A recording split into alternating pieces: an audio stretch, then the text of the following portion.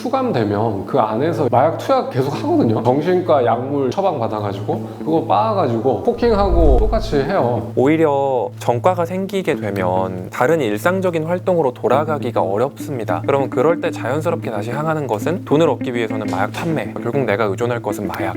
지금 필로폰이 그 1g당 가격이 2022년도에 70만 원, 지금은 이제 3, 40만 원까지 떨어졌으니까 굉장히 많이 유통됐다고 볼 수 있겠죠. 마약 중독이라는 문제가 개인의 질병이나 단순히 나의 정신과적 문제가 아니라 마치 전염병과도 같은 한 명의 어떤 중독자가 또 다른 중독자들을 계속 양산해낼 수 있는 가능성을 가지고 있고, 마약 사범들이 단약을 하지 않으면 유통사 사범들이 또 다른 이제 마약 투약자들을 찾아낼 거라는 거죠. 우리는 뭐 1년 전, 2년 전까지만 해도 우리가 마약 청정국이라는 생각을 가지고 살고 있었는데 지위가 깨진 지는 정말 이미 오래된 걸로 보이거든요.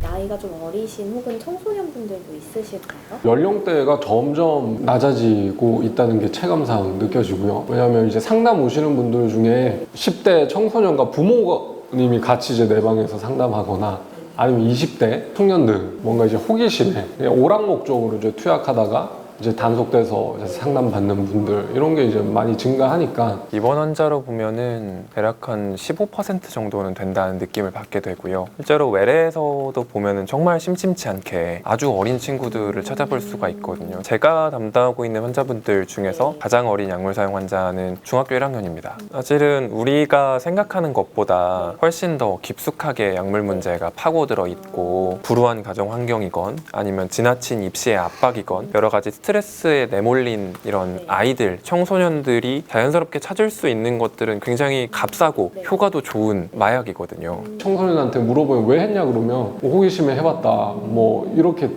답변하는 경우가 대부분이니까요. 청소년들은 아무래도 이제 법적 지식이나 이런 게 판단력이 조금 뭐 미성숙하다 보니까 한 번 범행하면 되게 대형급으로 또 입건되는 경우가 많이 있어요. 조직적으로 뭔가 판매하는 집단을 결성해가지고 뭐 저런 구속된 사례도 있었고, 그리고 밀수해오다가 직접 뭐 잡히는 경우도 있고, 대형 사범들을 조사하다 보면 주변에 이제 호기심에 이제 투약하는 친구들도 같이 입건되니까 청소년들이나 뭐 다른 투약자들을 계속 이제 생산해내기 위해 가지고 그 이벤트성 무료 뭐 던지기 뭐 이런 식으로 해서 마약방에 뭐 활발하게 참여하는 사람 1, 2, 3위 내가 매겨가지고 무상으로 지급하겠다 뭐 이렇게 하면 이제 청소년들 입장에서는 용돈이 부족하니까 마약을 자기 돈으로 살 수는 없거든요. 그렇다 보니까 그런데 자발적으로 참여해서 무상으로 마약을 받고, 그렇다 보기에는 더 참여하다 보면 또 드라퍼 한번 해볼래 이렇게 권유하다 보면 또 유통업계로 또 나아가기로 하고,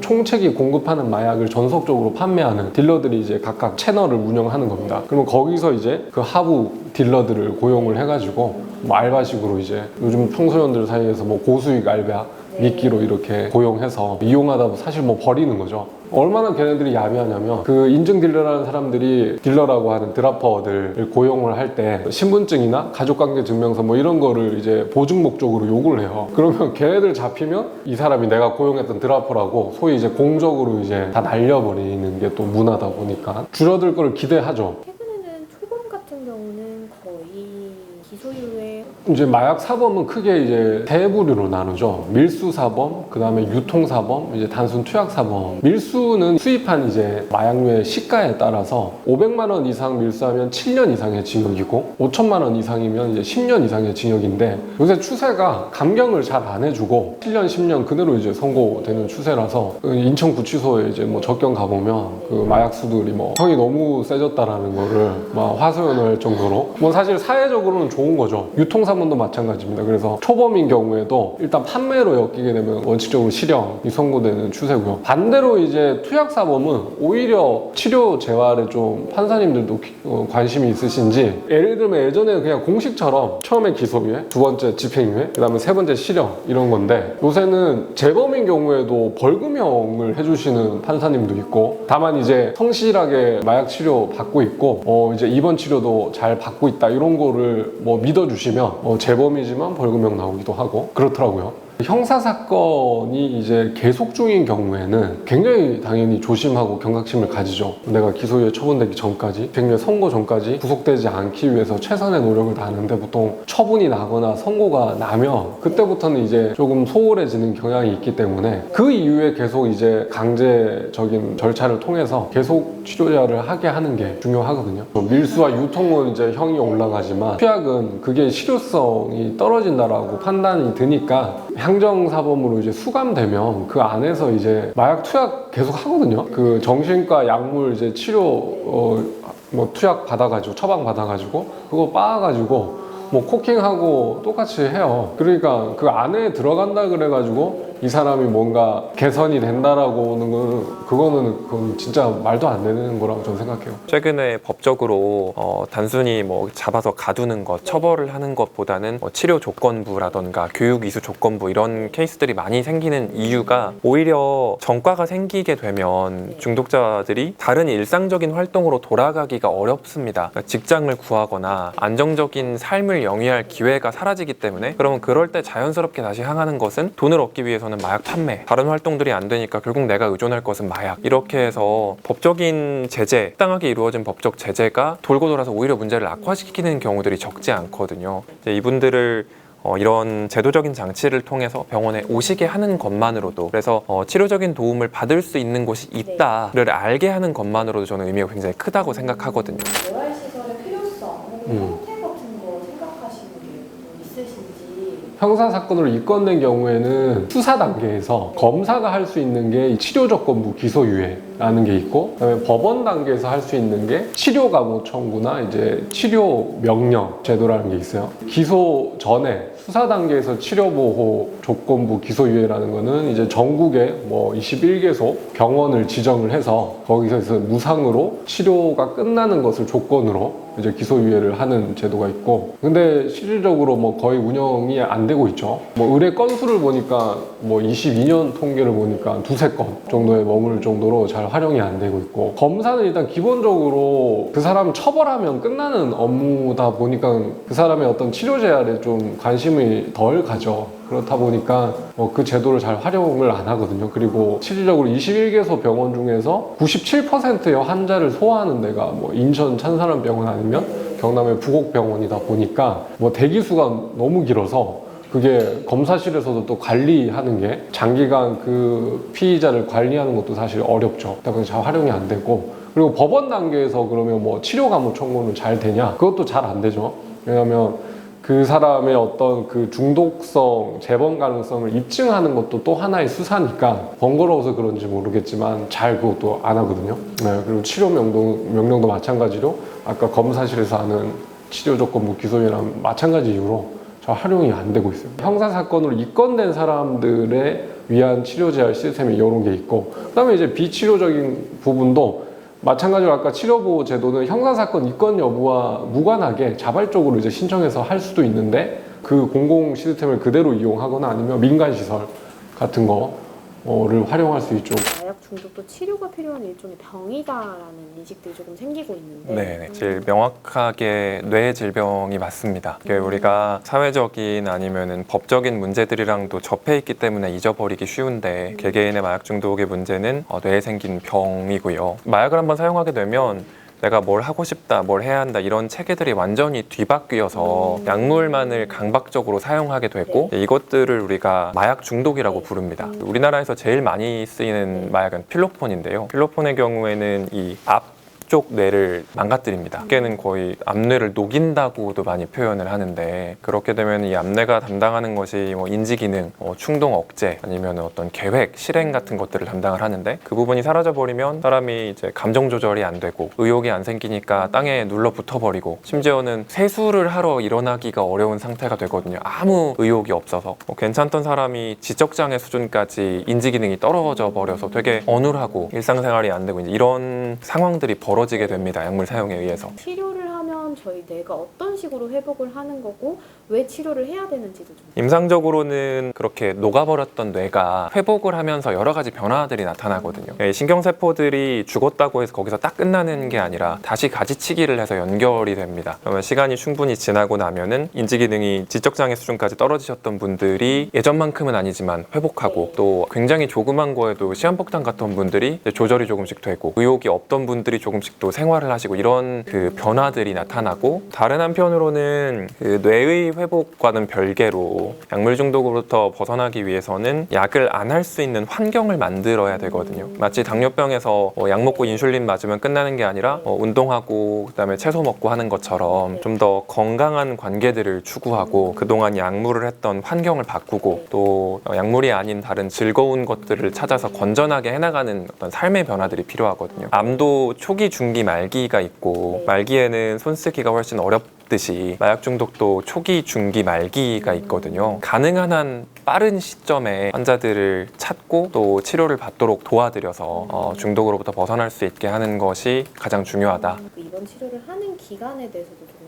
궁금한데요. 치료진 입장에서 가장 네. 바람직하다고 생각하는 네. 것은 네. 보통은 3개월 약물 사용 이후에 급성기 치료를 네. 100일 전투라고 부르거든요. 약을 마지막으로 사용하고 나서 네. 치료에 온 다음에 100일 정도를 넘기게 되면 갈망이라던가 심각한 증상들이 한풀 꺾이게 되는 시기들이 옵니다. 뇌가 회복을 하면서요. 그래서 그런 시간들을 병원에 있음으로써 약물 사용 및 그런 환경으로부터 나를 좀 네. 보호해두고 네. 지내는 것이 가장 좋겠는데요. 하지만 현실적으로는 약물 사용을 하시는 경우에 뇌 손상 등으로 인해서 굉장히 충동 조절도 어려우시고, 또 행동을 참는 것이 어려우신 경우들이 많아서 이런 3개월이라는 시간을 모두 병원에서 보내시기가 현실적으로 쉽지 않거든요. 실제로는 짧으면은 3일에서, 보통은 가장 많이 어떻게든 조금 더 계시면 좋겠다고 해서 설득을 해서 한 1개월 정도 하시는 경우가 가장 많은 것 같습니다. 저는 석 달을 처음에 항상 오실 때는 설명을 드리고, 곰이 쑥과 마늘을 먹고 사람이 되는 기간이라고 말씀을 드리거든요. 사실 3일은 굉장히 빠르기는 하지요. 치료 효과, 뭐 어떤 치료적인 경험을 얻기에는. 그렇지만은 짧은 입원이라도 이제 보통 오시게 되면은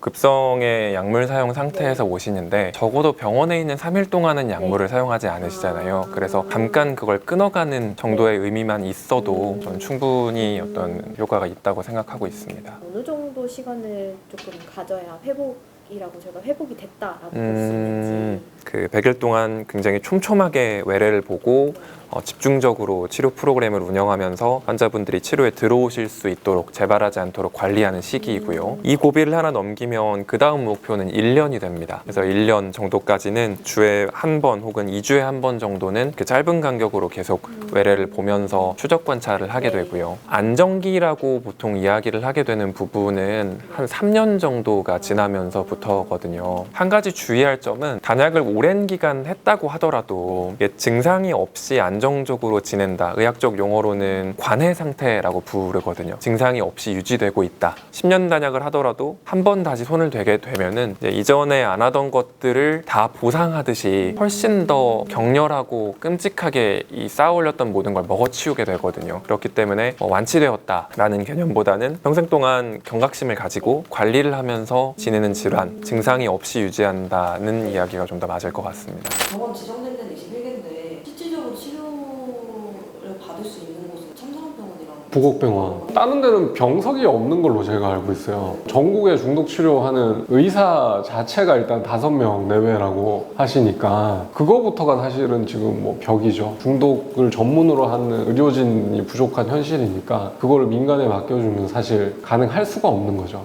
저희끼리 하는 얘기가 있는데요. 조현병 환자 10명만큼의 난이도를 알코올 중독 환자 1명이 한다. 알코올 중독 환자 10명만큼의 난이도를 성격장애 환자 1명이 한다. 그리고 성격장애 환자 10명의 난이도를 마약 중독 환자 1명이 한다. 농담 아닌 농담이 있거든요. 그러니까 현장에서의 어려움에 대해서 물으신다면은 진료 자체의 난이도가 마약 중독 분야가 다른 분야랑 다르게 전문의 하나가 있다고 해서 치료 과정을 끌어갈 수 있는 분야는 아닙니다. 이 분야에 경험이 있는 간호진 필요하고, 그리고 보호사님들이 필요하고, 임상심리, 그리고 사회복지팀, 그리고 거기에 더해서 무엇보다도 다른 정신과 영역에는 없는 가장 중요한 것이 회복자 상담가의 존재이거든요. 그렇게 해서 하나의 거대한 팀이 되어서 꾸려지는 치료 공동체이기 때문에 관련해서 종사하는 정신과 전문의 숫자가 적기 때문이기도 하겠지요. 네네, 그렇죠. 의대생들이 전공을 선택할 때 선택 실습 때 실습 네. 참관을 해본 과목에 더 많이 지원을 합니다. 마취과를 안 돌아봤으면 마취과에는 심리적인 장벽이 생겨서 지원을 잘 안 하거든요. 자라나는 정신과 의사들이 수련 과정에서 사실은 마약 중독 관련한 임상 경험을 접해볼 기회가 전혀 없기 때문에 막연한 인식을 가지는 것도 하나의 원인이 될 수 있을 거라고 생각을 합니다.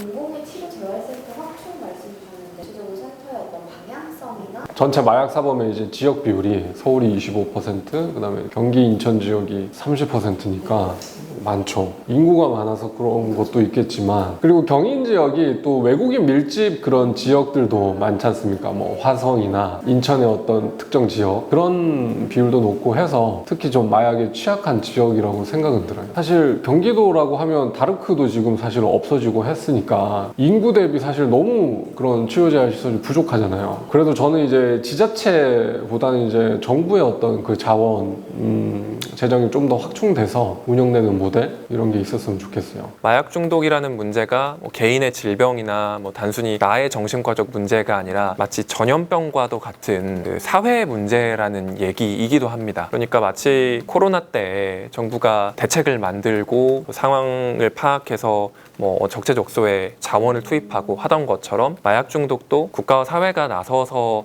어떤 큰 그림을 그려서 가야 하는 분야임에는 틀림없다고 생각을 하거든요. 그러니까 감염되어서 들어오는 사람 못지않게 치료되어서 이 환자 집단에서 빠져나가는 수가 많아야 하거든요. 근데 지금은 치료기관들, 치료 능력들이 굉장히 제한되어 있는 상태에서 이 질병에 걸리는 사람들은 계속 늘어나고 있기 때문에 대책이 이루어지지 않는다면 수가 급격히 늘어나는 것은 막기가 어려워 보입니다. 사실 이미 우리는 뭐 1년 전, 2년 전까지만 해도 우리가 마약 청정국이라는 생각을 가지고 살고 있었는데 지위가 깨진 지는 정말 이미 오래된 걸로 보이거든요. 다들 그냥 에이 없겠지, 내 주변에 없으니까 하고 눈을 돌릴 때가 아니라 좀 더 적극적으로 이 문제에 대한 개입이 필요한 시기라고 마약 중독을 진료하는 의사로서는 정말 절실하게 느낍니다. 주변에 이게 워낙 이제 꼬드기는 사람들이 있으니까 그걸 정리하는 게 사실 제일 크죠. 한 명의 어떤 중독자가 또 다른 중독자들을 계속 양산해낼 수 있는 가능성을 가지고 있고, 마약 사범들이 단약을 하지 않으면 계속해서 유통사범들이 또 다른 이제 마약 투약자들을 이제 찾아낼 거라는 거죠. 그런 구조에 비춰보면 결국에는 아예 그냥 뭐 국가적인 재정을 동원을 해서라도 그런 단약 상태가 유지되고 결국 투약자들이 계속 증가하지 않도록 막는 게 마약과 전혀 무관한 사람들을 위해서도 저는 좋다라고 생각을 하거든요. 그러니까 그런 건 좀 투자해야 된다고 생각합니다. 네.